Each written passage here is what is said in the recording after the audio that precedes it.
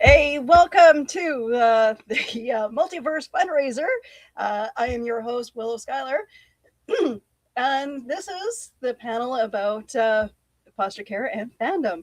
I'm excited to meet my next guest, and for those of you who are looking to help with the fundraiser, please feel free to message us if you can't donate directly. But we are more than, uh, I want to say, more than halfway to uh, to what we have wanted to raise. Um, where are we? Okay, so in Canadian funds, we are at $2,000 and $2,054, but that's not the proper amount because we're we're talking about Canadian that's Canadian funds. Where's my okay? So $696 American money, which is great. We are at the halfway point for the amount that we want to raise. So thank you guys so much. I'm Canadian, so everything's going to be a weird price range for me. But yeah, I'm so excited, you guys. This is amazing. Let's meet my guest, Ro. Hi, Hi. hello, how are you? Good. How are you? I'm doing well. It's a great day here for me. Yeah. Thanks for having me on.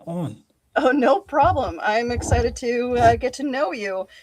So, like me, I grew up in foster care from the age of 5 till I was 19 and took a lot of solace in reading comic books and watching cartoons. How about you? How did you get into the whole nerdum? Yeah, I think when I was in the second grade, one of the foster homes that I was in at that time had a huge library. Or looking back on the memory, I think it was maybe only like six bookshelves, but for a little kid, that was huge. So I would go in there because I had stumbled on upon a book that had like a paper doll that was in it. It's like someone had sketched and then cut out a paper doll that I thought was really cool. Oh, And wow. so at that time, I was really into art as a kid.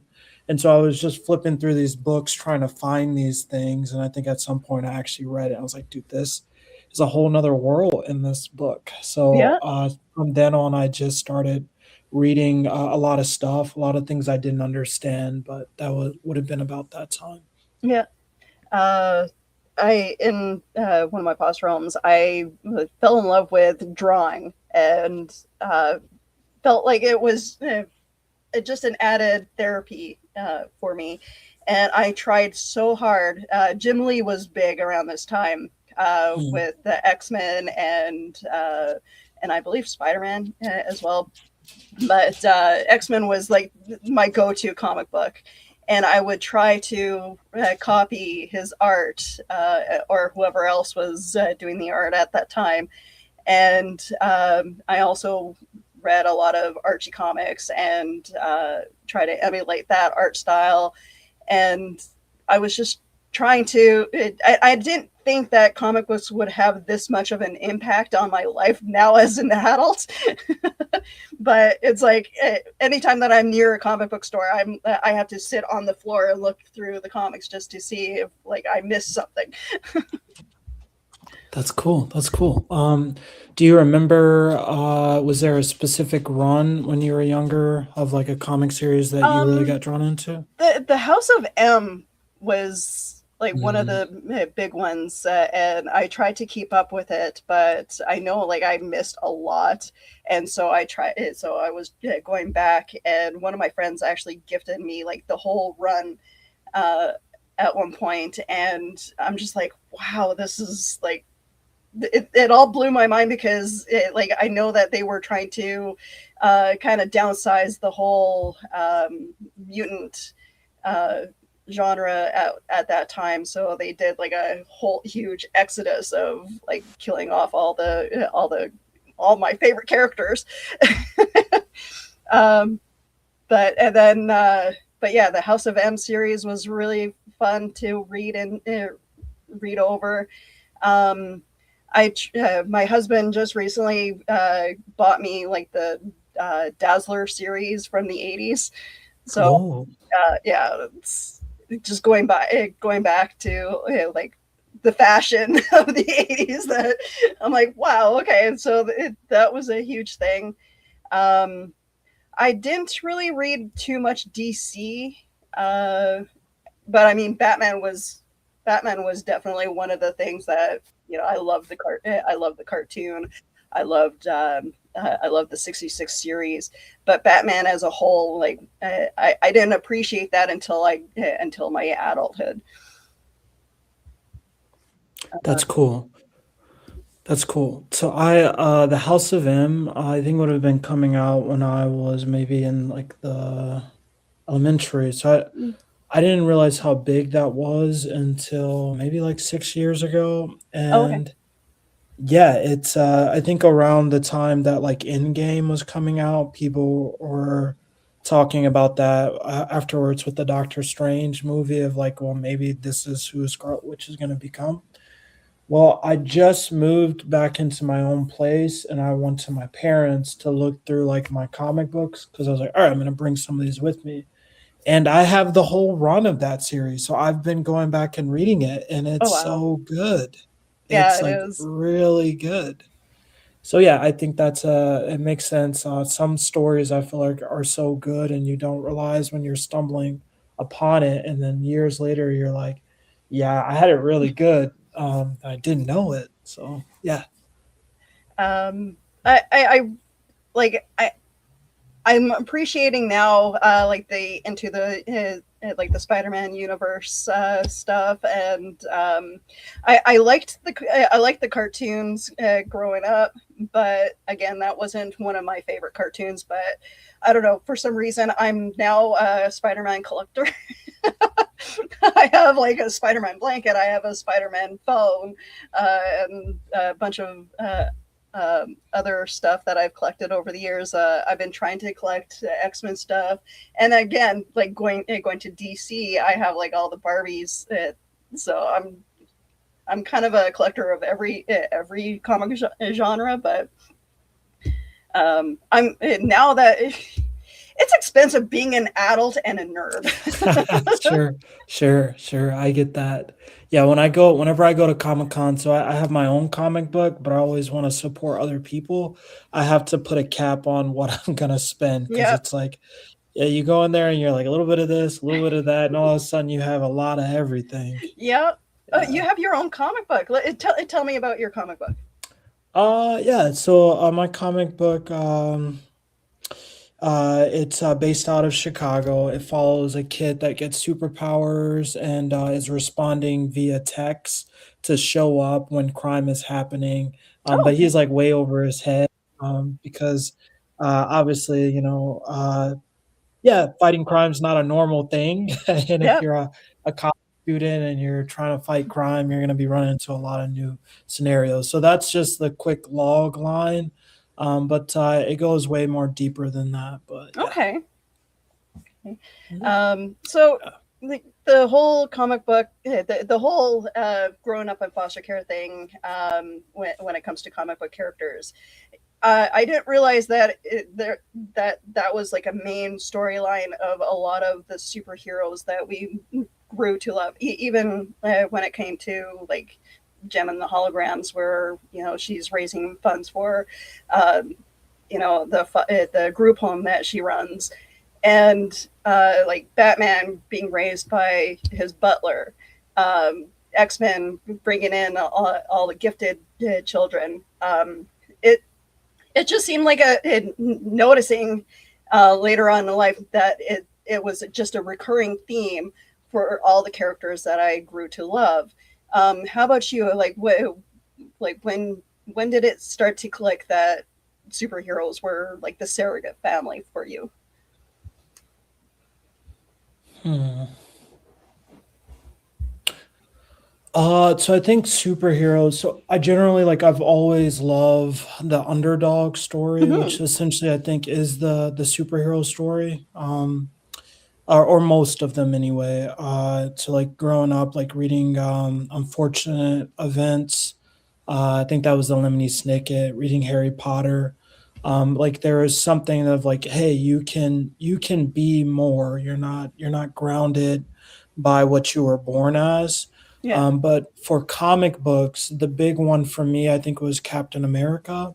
I inherited all these comic books when I was maybe entering high school, and at that time I was just reading whatever I could get my hands on, whether that was like actual books to manga to comic books.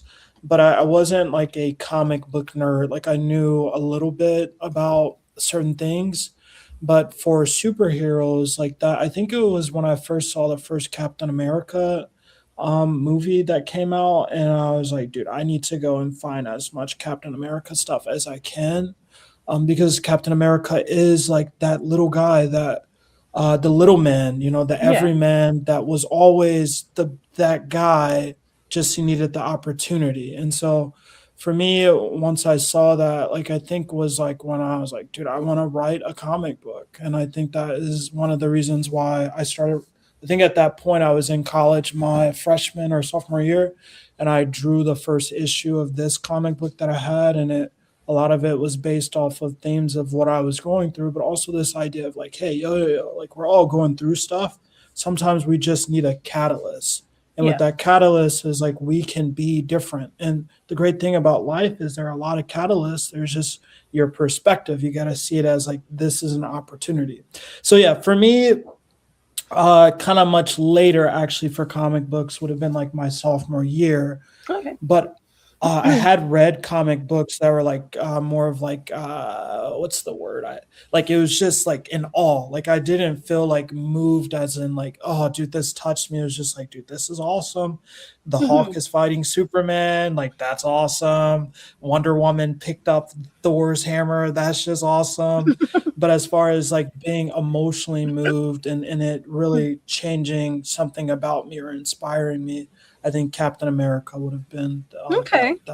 yeah. Yeah. Um, like for me, like I don't know, like I was drawn to X-Men as a kid. Well, one from the cartoon, and then it drew me in to the comic books. And the theme behind wanting to be accepted and living through Mm, living life, being bullied and all that, just was something that kept happening to me, where I being the newbie at a new school and having to you know make new friends. And I also grew up in the Bible Belt of Manitoba, and the Bible Belt of Manitoba is very much like that of the South, or if you didn't fit into their religion, their rules, and they would definitely bully the heck out of you. And mm, because I wasn't big into going to church then either, and they it's like they smelt it on me. They smelt the difference, and so I became like the bully magnet. And but watching X-Men, and it definitely helped me get um,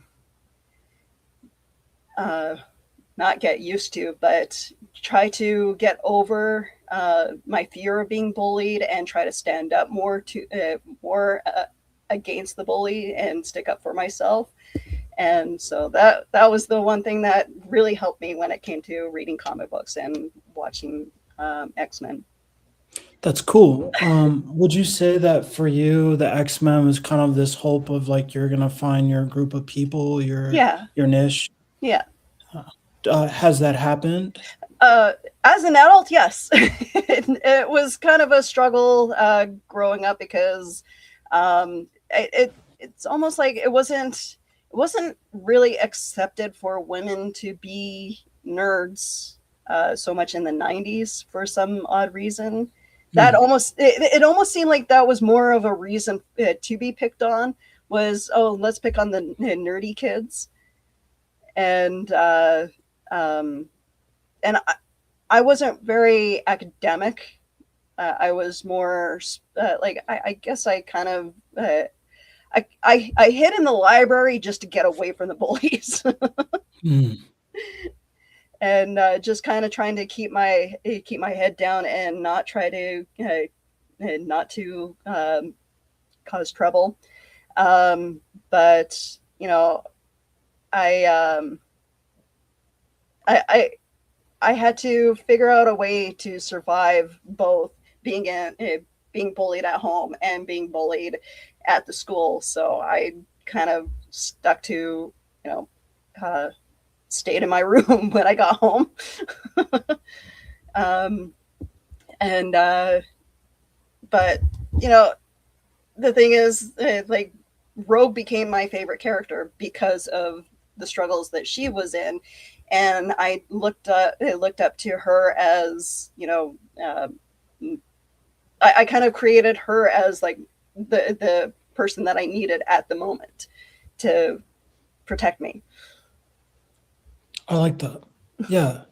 I wasn't able to listen to the parts before this. When you're talking about being bullied at home, were you a foster child as well? Yeah. Through Okay, Um, yeah, went, lived with my grandparents. My grandfather died when I was 9, and so I became like the punching bag. Um, I because I couldn't protect myself. So my grandma and my uncle were the abusive type, and they definitely picked on me a lot. My sister tried to protect me as much as possible, but just we found our way to get out of that home. But it was just very hard, you know, taking that abuse with me, and being the reactive kid that I was. Bullies in school picked up on that, so I would react to every little thing. When someone called me names, I'd react harshly to it, where I'd cry and yell and um, become disruptive to the class. And it wasn't. It seemed like teachers wouldn't protect me being bullied so much as protecting the bully more and kicking me out of the class. And yeah, it was a weird scene growing up in school. And but but that's where being a nerd helped in a way, was because I saw how other characters handled being bullied, and how they they became protectors of everybody else. And sure. I emulated my life around them, and wanting to become basically wanted to become Rogue. Sure. Sure. What I'm hearing is, like, when you're different or you're an outcast, like, generally that just is not always the greatest, and No. you get mistreated because of that. Yeah. But what the X-Men really did was highlighted those differences and showed that people like that mattered, and that Yeah. they are main characters, and that, they're lovable. And because of that, it's interesting in the development of a kid, is like, we as people, but definitely kids, embody how people treat us. So as a kid, if people are treating you bad and saying bad things about you, that's how you see yourself. Hmm. So for you to have an outlet that actually push something else of like, no, no, no, no, you're somebody, you matter, Yeah. like, that's important to be able to be seen. So it makes a lot of sense to me after hearing what you shared, why X-Men probably meant a lot to you. Yeah, yeah, And yeah. I mean, like, the Batman was pretty good, a pretty good outlet as well, but it didn't connect it to me so much. Well, it's funny because, like, I appreciate it more as an adult now because of the saying from the Joker, you live long enough to see yourself become, or sorry, not Joker, Harvey Dent. You see yourself becoming. You can either become. You live long enough to either be the good guy or become the villain, and it's like that is so true because like I had so many reasons to become a villain in my own story, and take it out on other people. But I chose the opposite. I wanted to stay a good person and help people. Yes, yes, that's great. That is awesome. um, yeah, I feel like so. Not shifting the conversation. That this seems like a natural segue, but there. Well, let me ask you this: do you feel like the genre of comics have become more darker? It In definitely a has, sense. but I think it's a natural. I feel like it became dark because of a natural progression with how our world is, rather than in the '60s. World War II spawned up like the story uh, of Captain America, and it kind of stayed light for the most part until like about the '60s when when the X-Men showed up. Um, but they tried to hide the fact that the world was becoming a crappy place, and tried to make light of like battling evil and darkness, whereas the '60s kind of showed showed the well, with the X-Men, with the civil rights movement, and but they had to fight. They kind of had to hide it in a way where it wasn't so obvious. But now, because there's no comic code to for them to force them to tell what stories they want to hear, there's more free reign to tell the story of how these artists and comic book writers want to tell. So yeah, it became a natural progression because of it followed the way the world has become. So I like that. So one of the things I do pretty well is like flip the paradigm. Like I'm really good at seeing whys and what ifs and different viewpoints of the same issue. That's what makes me a good like writer and comic book creator. I like what you're saying. Yeah, I feel like one of the things that we've both kind of testified to is like that hopefulness or that place where you feel that you can relate to. Like as a kid, that was important to us.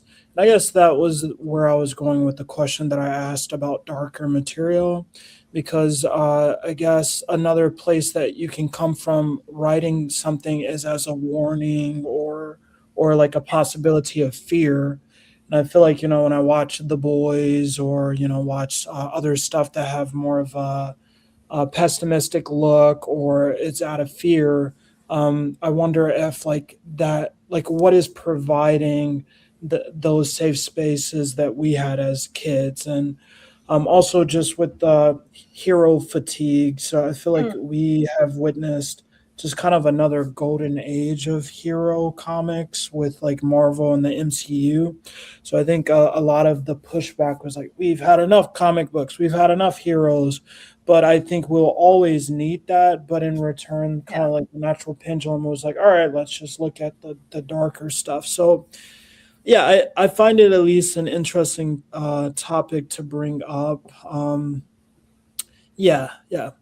I'm trying to think. As far as like as newer runs of comic books, are there anything that you're reading right now that is Uh, providing you with I like haven't really similar read hopes anything or in a while. I'm still trying to collect all the comic books that I remember having when I was a kid.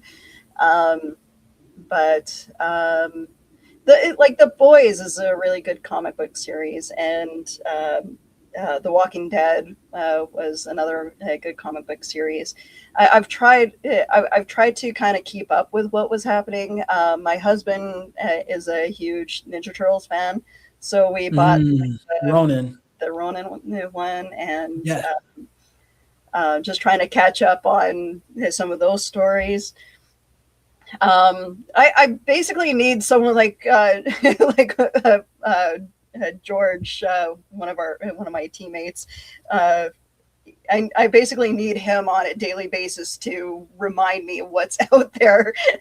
as okay, I have to remember to go to the comic book store and just like take a few moments and look at what's new, because I haven't done that in a while. But it's George kind of keeps me updated of what's coming out. Can I be your George for a second and tell you of something that I read recently Absolutely. that I was so this has probably been out for about 7, 8 years now, but it's called Claymore. It's a manga, and I remember when I first read it. I think it was ongoing, but I finished it last year, and so I'm rereading it again for the second time. But yeah, when I finished reading it, I just felt so hopeful about life, which is like interesting because I haven't read anything quite like that, where it's like, dude, they talked about some real matters that we're really dealing with on in real life. And I Mhm. finished it and I was like, isn't that something? Like that's how life is. Like there's hope. So anyway, the story follows these characters called claymores, and this is like a battle shonen. But that means like it's a lot of fight scenes in it. But it follows these women called claymores, and claymores are women that hunt these beings called yomas, and yomas are kind of like vampires or zombies, like they eat people. And there's this organization that sends out these claymores to kill different yomas. So if your village has these yomas in it, you wouldn't know because the yomas disguise themselves as humans. And so humans will just start going missing. And so you will put out like a plea to the organization, and then they'll send a claymore to dispel the yoma. Well, anyway, that's how like the simplistic of it, but you find out that these claymores that they live a very lonely life. So there at any given time there are 47 different claymores in the region, and they're ranked by how strong they are. The number one's the strongest and 47's the weakest. But they don't interact, they don't have families, they just live a very lonely life.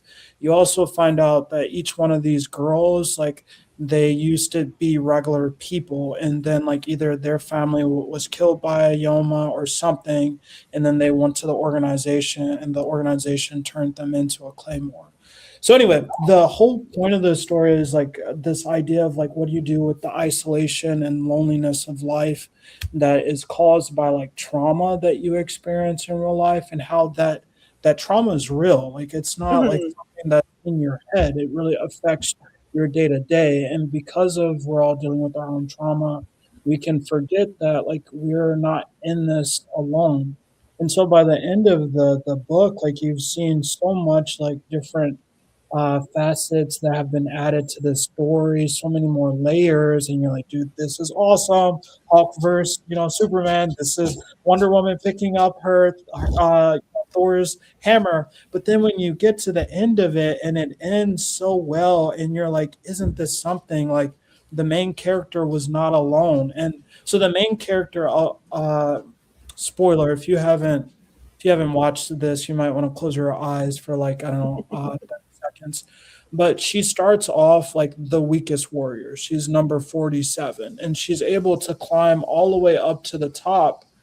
Um, Basically like her ability rivals like all the number ones from the past. But generally, if you're number 47 in an organization, you normally end up dying because you're not that strong. But she is able to survive and keeps getting stronger because she doesn't rely on her own ability. She relies on making connections with other people.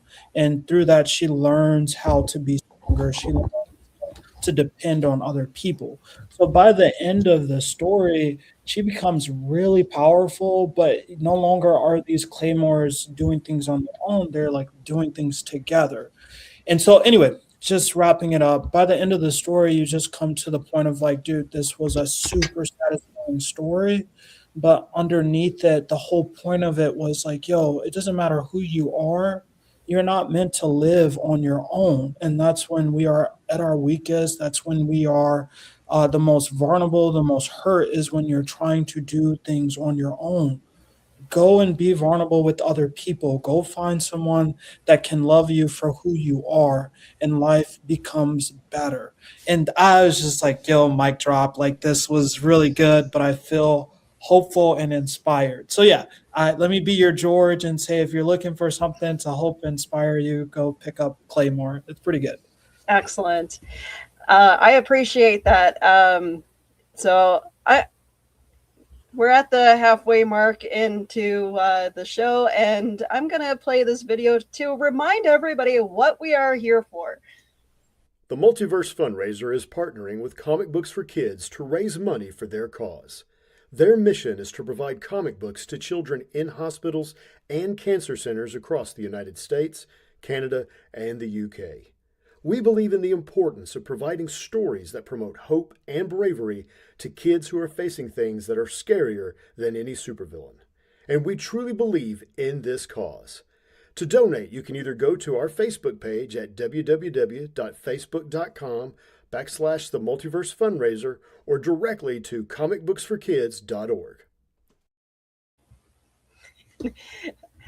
So yeah, those of you who are paying attention, I had to do a little switch around because I didn't have it loaded up on my channel. But that video, it tells you where you need to go to help donate to our charity.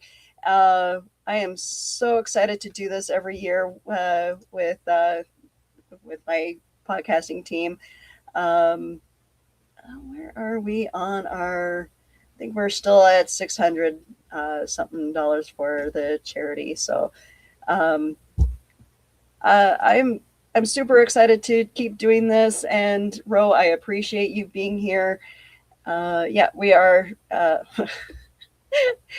we are still at 600 and something dollars for our charity, and I will try very hard not to read the Canadian amount because that is very wrong. We're at $2,000 Canadian, if that helps. But is there something that you are looking forward to reading as a comic book nerd now, or something to catch up on? So I don't have as much free time as I want, and like you, I'm always trying to find something that is worthwhile reading. Mhm. There's just so much out there. So yeah, if there are any Georges out there that want to recommend stuff for me, like I would always appreciate that. You can send me suggestions at my Instagram, skykid07. Yeah, what I'm reading right now, I'm reading a mix between self-care books, and then let's see, I'm reading the Wandaverse, so the New Mutants. So like that's I'm reading right now. And then there's a book that I'm reading called comic book called Something is Killing the Children. Okay. But yeah, as far as like, am I reading something right now that's like fulfilling me? Unfortunately, I have not, besides like my own comic book, I haven't really stumbled upon something that I feel like has been quenching or filling my cup in that way. Um, the It's interesting how you talked about like Rogue and the X-Men. So I feel like when I'm reading the New Mutants, I'm happy now because I'll have a different lens I can read it through, and I Mhm. wonder if that will kind of quench me when it comes to just like hopeful and inspiring. Because you're right, like the really cool thing about the Charles Xavier's like a house for mutants is that it's always accepting those who are not accepted somewhere else. And for some reason, like when I've been reading it, I've just been like, oh, okay, I'm on issue number 9. Like, when is Wanda coming in? But it's Yeah. like, no, no, no, no, dude, this is good stuff right here for that reason that you put out there. So I don't know if that answers your Yeah. question. It's kind of an out, but yeah. Um, I like one of the fun characters that uh touched base on the whole foster care system was Jubilee, but for some reason she didn't she didn't connect me um, uh, to the X-Men as much as Rogue did. And one of my other favorite characters is Beast, because he's kind of like the team's therapist, where it's like everybody goes to him to just unleash all their pain and worry, and he's so that's um, but for some reason, like whenever someone draws him, he always looks like the feral type of Beast, and I'm just like, no, no, no, he's so kind.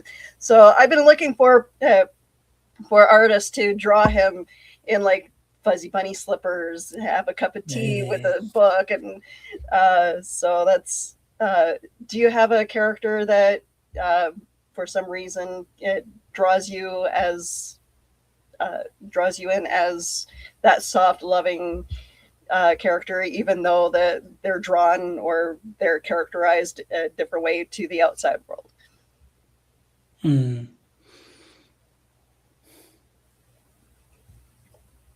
Like, do you see any other character differently than what the rest of the world does? Sure. Um,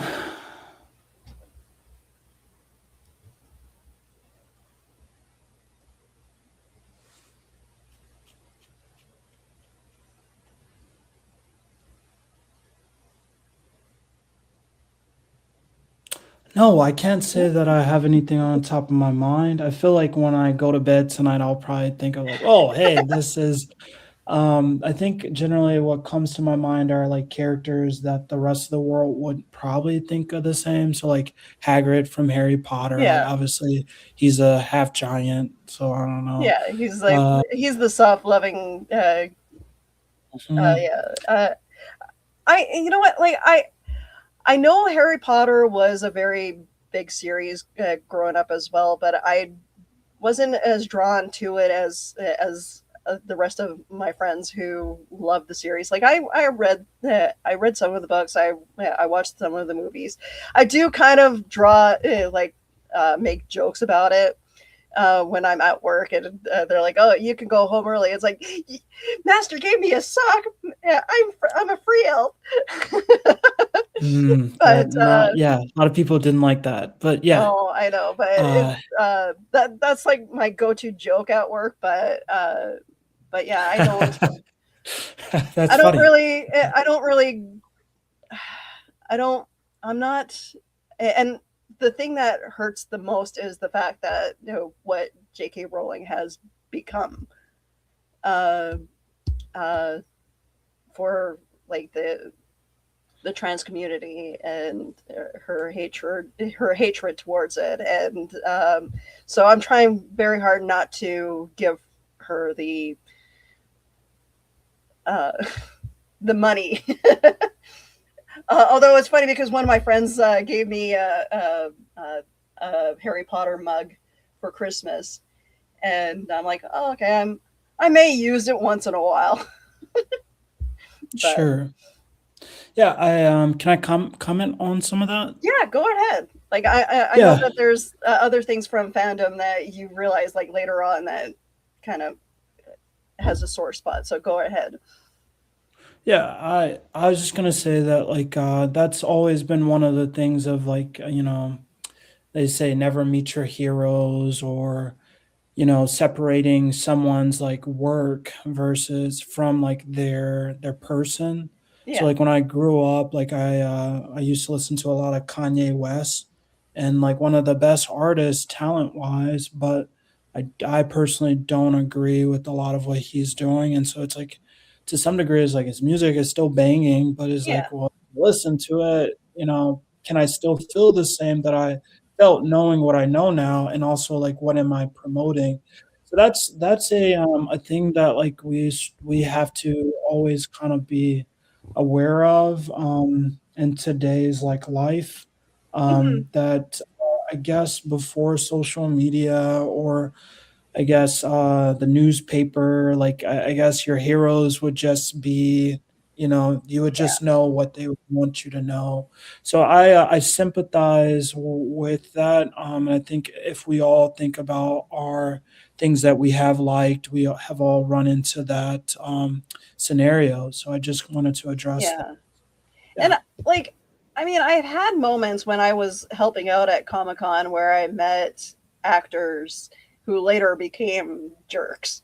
And I remember having these moments where I met Kevin Sorbo at Comic Con, checking in everybody, and he wanted to shake my hand, so I stood up and I came up to his belly button.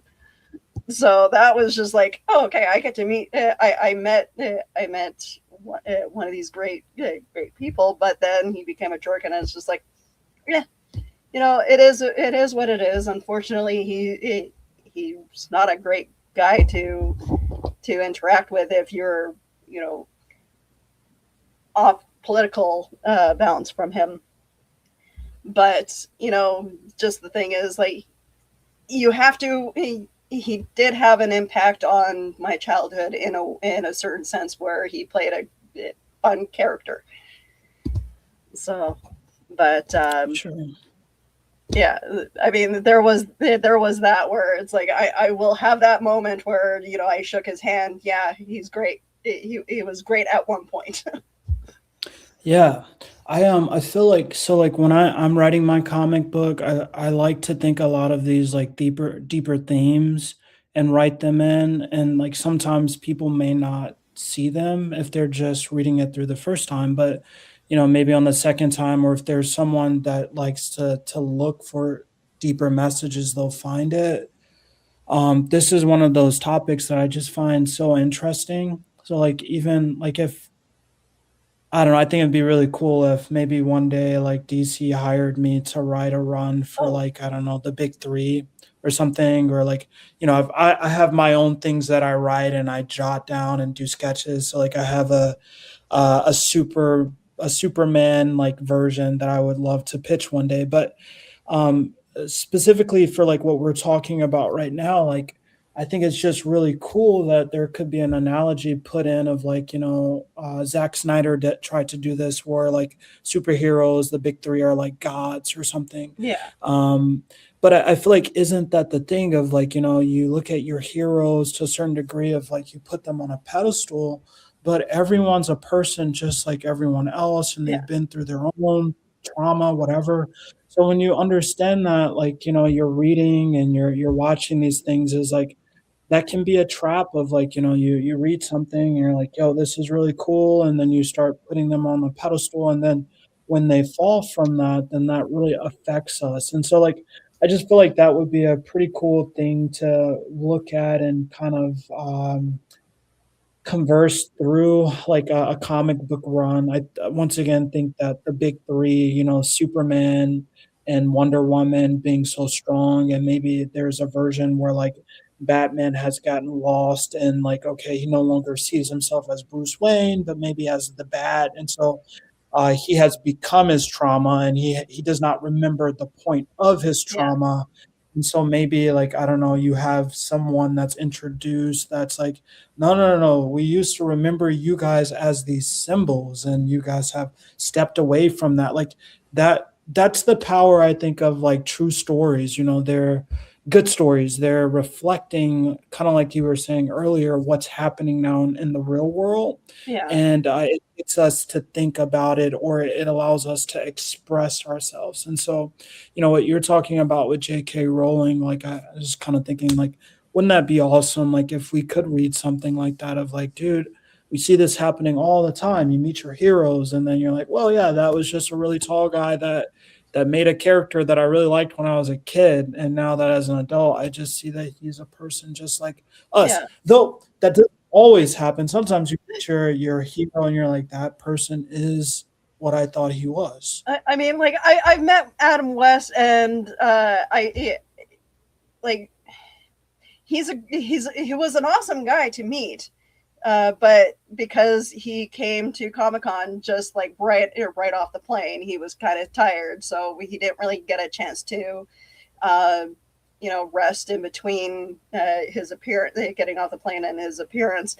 So I'm like, I'm not, I don't want to make any excuses for his behavior, but meeting the woman who played Catwoman, uh, and here I could, Julie Newmar, I could have sat at her booth all day and just listened to her talk.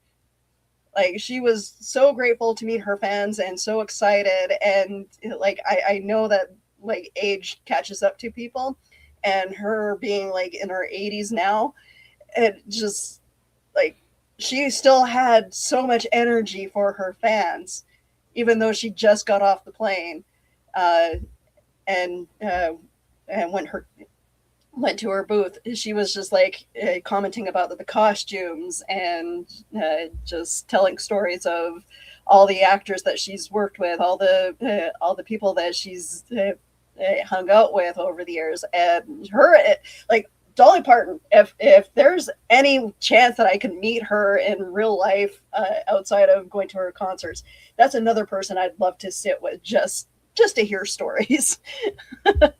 And like these people are so grateful to meet their friends, and there's so many other actors out there that deserve the airtime, and yeah, it's frustrating. Yes, you remember the bad moments when you meet someone, but I also try to remember the good moments, that when I go to Comic-Con and I meet Aaron Ashmore, who just like hung around and just looked at all the stuff that was happening. He actually got out of his booth and just to walk around, and it was just funny because he came up beside me. I'm like, holy crap, hi. Yeah, that does feel really good when they treat you like people, and they treat you like how, I would treat you, or how you would treat me. Like that feels right, honestly. Yeah. Yeah. That's cool. That's cool that you got to meet some of these people. And yeah, I am hoping that you do get to meet Dolly Parton. Like, yeah, I'm pretty sure when that happens, you send me or Oh, post it so that I could see. That would be really cool. Yeah. oh, believe me, I don't think I'd be able to be quiet about that. Sure. Yeah. But I love going to Comic-Con and interacting with other people who are like-minded. And I mean, like, I like doing the broadcasting stuff as well, doing podcasts and stuff, because I get to meet people like you who have interesting talents, um, and grew up the same way that, well, okay, and not the same way, but you have similar experiences in life, and you're able to draw from your experience to create art with. And that's the important part of all this, is that you get to draw from your own experience and put it into your art. And Yeah. I hope for the best for you, and I'm looking forward. Where can we reach? Like, where can we see your stuff? Yeah, so I have a website. It's called www.thejetsaga.com. Okay. So that's the easiest way. I think on there, the first issue of my comic is free. And then I have my Instagram. That's where I do most of my promoting for my comic book. I think that's what is on the poster that you sent Okay. out. I shared that on my Instagram as well. But that'd be row_k._sky. Okay. Maybe somewhere we can put that. Yeah, I could type it, but I'm not sure anyone would see that. So yeah. Yeah, I'm looking at your website of the Jet Saga, and it looks amazing. I That's really cool. Thank you, thank you. That's very kind. Uh,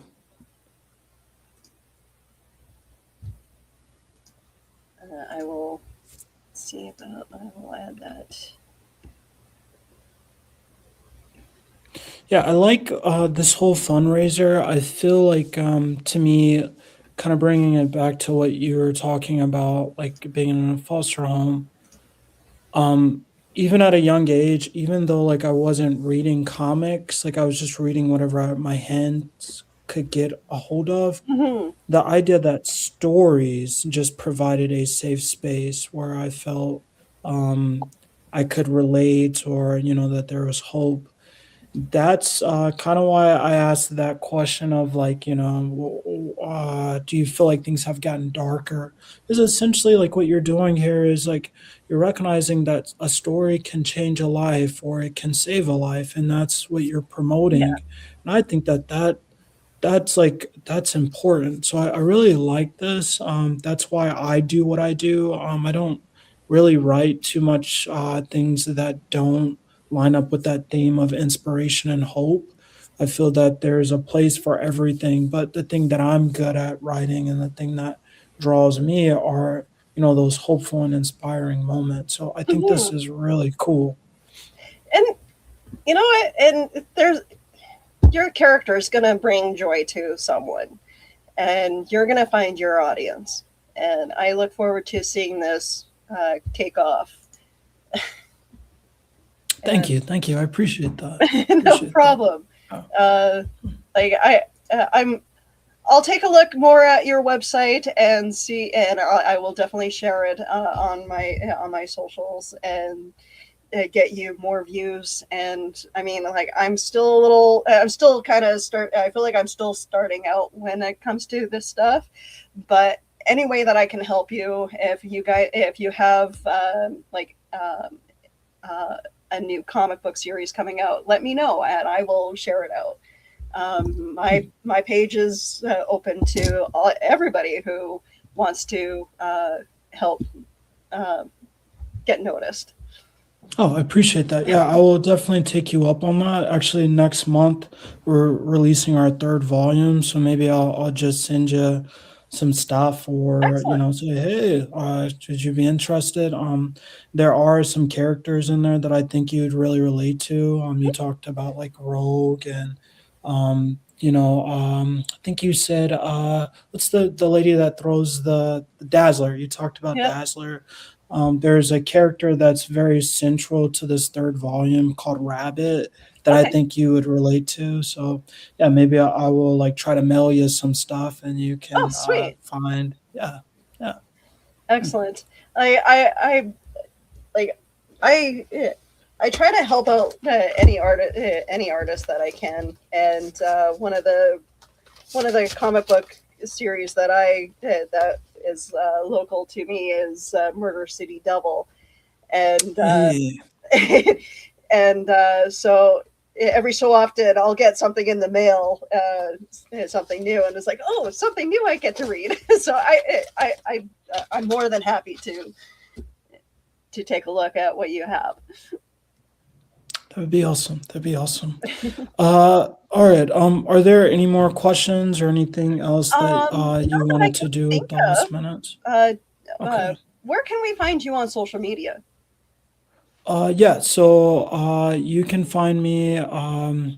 My comic book Instagram is going to be row, ROW _ K _ sky. Okay. I can put that in the R chat so that you can see it really quick. Maybe you can throw it up how you did my website. Yeah, Um, I will.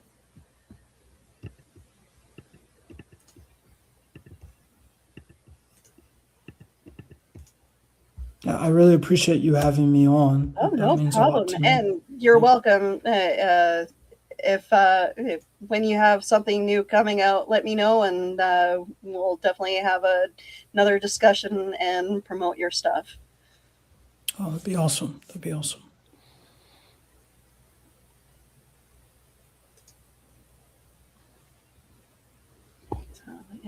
And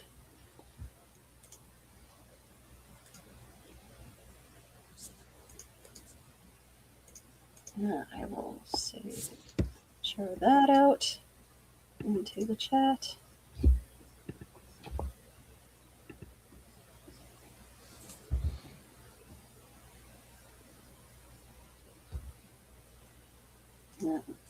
So, yeah, there we go. Thank you so much. No problem at all. I'm happy to help you. Anything? Are you working on any cosplaying outfits at all, or do you cosplay as your characters? I don't cosplay. I am looking forward to the day where someone cosplays as one of my characters. I will absolutely lose my crap and just give them all the free stuff like in the world.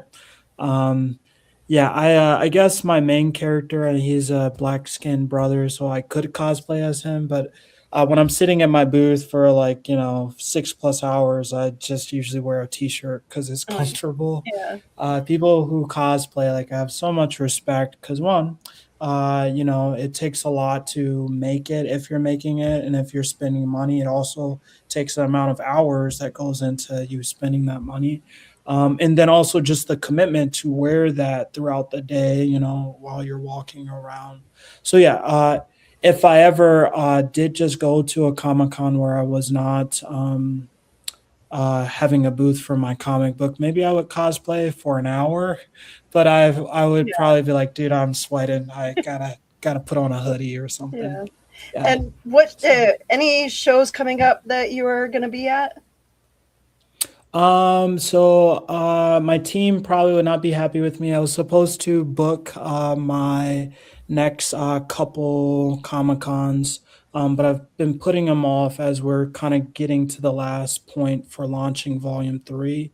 The goal right now is once Volume 3 is done, we'll probably have booked all throughout the year. Okay. But I know some Comic Cons we're looking forward to going to that we went to last year is so there's an Indie Con.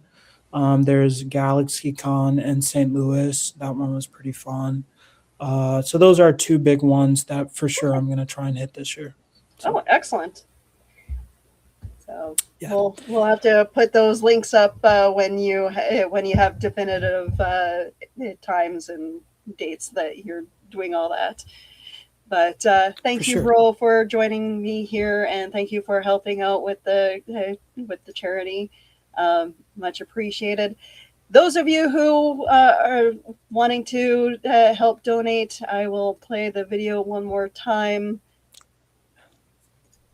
The Multiverse Fundraiser is partnering with Comic Books for Kids to raise money for their cause. Their mission is to provide comic books to children in hospitals and cancer centers across the United States, Canada, and the UK. We believe in the importance of providing stories that promote hope and bravery to kids who are facing things that are scarier than any supervillain.